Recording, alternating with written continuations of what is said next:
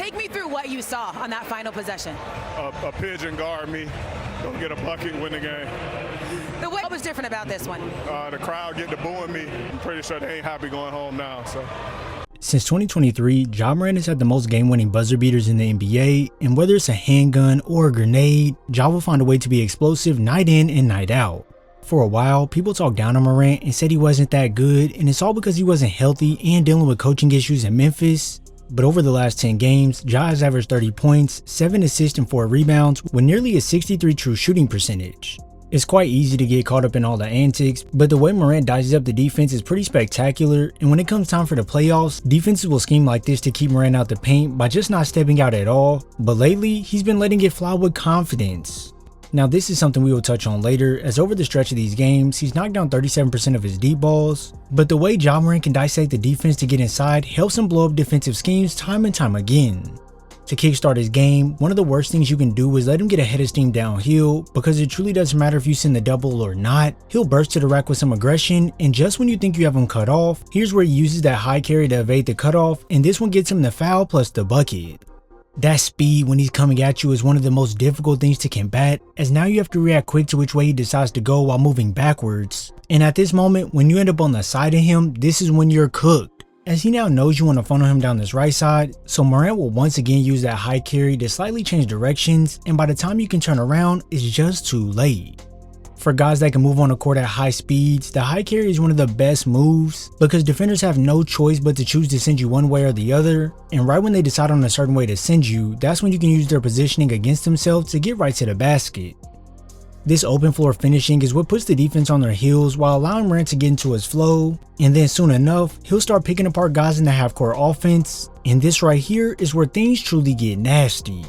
To try and slow him down, you'll see defenders pick him up high, and in theory, you would think this would limit the speed a little bit, but for guards who love to turn on the jets, this simply doesn't work, because now they can see a clear angle to attack towards the rim, and with someone moving in a full sprint opposed to someone having to slide their feet defensively, it's always going to play out better for the attacker. Take this play here for an example. Jimmy Butler is an elite defender who is matched up with Ja. Now I know Morant has been shooting the 3-ball well, and you may be afraid to let him get ahead of steam towards the basket, but in this situation, the best thing for Butler to do would be to get back to around the 3-point line or slightly lower, because at this moment you would now have Morant beat to the spot and you can deter him from being able to attack as easily. Now as all of you know, we wouldn't even be breaking down this play if he had did such thing, so as we roll the film, you're going to see Morant fly past Butler, who is now relying on Draymond to help on the backside, but 12 is just too explosive for that.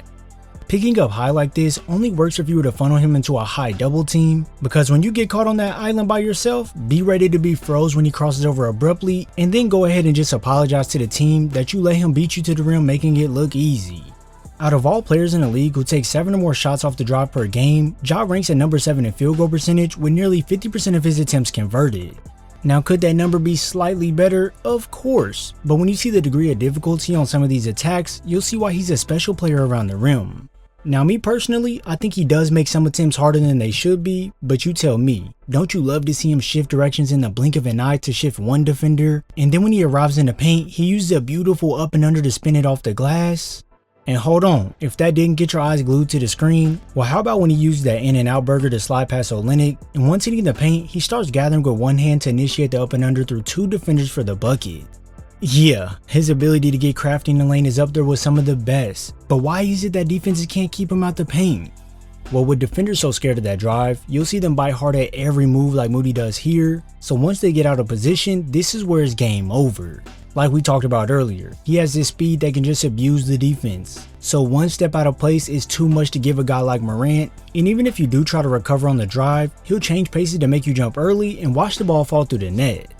Other times you'll even see defenders try and deny him the ball to take away any opportunity to drive at all, but what did we just say? Being out of place is terrible, as Vando gives up this perfect cut down the middle, and look where Ja takes off from. Yeah, good luck stopping this one.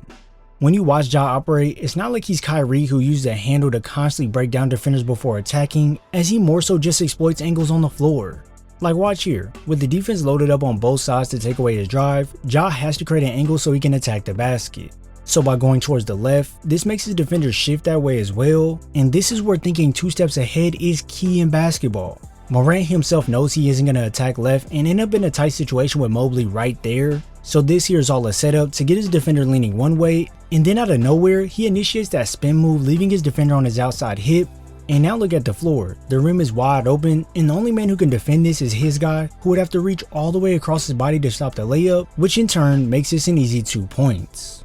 If you're sitting there saying that's a one-off thing, well look again, Ja is going to pursue the middle of the floor to get Hauser ready to defend that way, and then wham!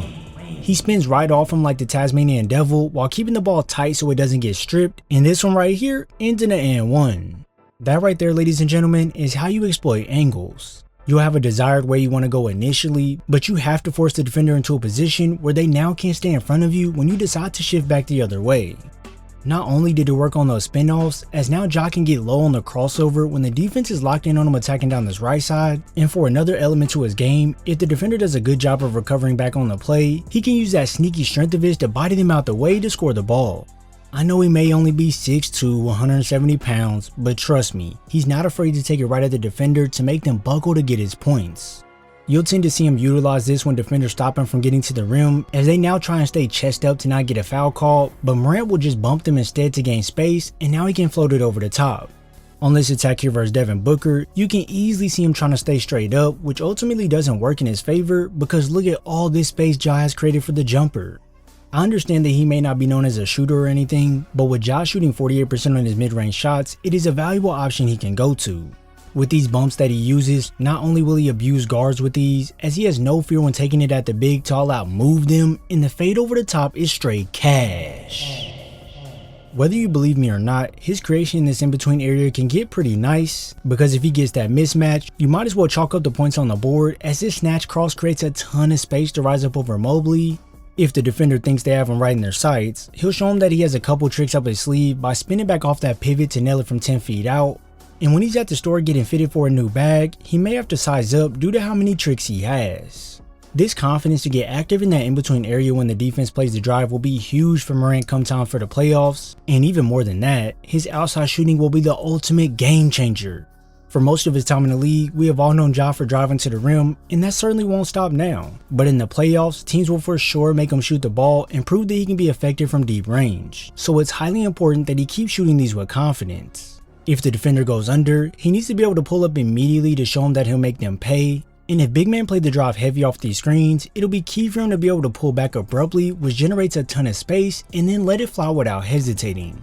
I know the media and all the hate has been loud lately, and Morant may have done some controversial things in certain people's eyes, but when you look at the way he's been playing as of late and what he brings to this Memphis squad, the playoffs should be very exciting. If you enjoyed this video, be sure to drop a like, subscribe, and turn on post notifications so you're first to know when I upload. I thank you all for your support, and I'll see you in the next video.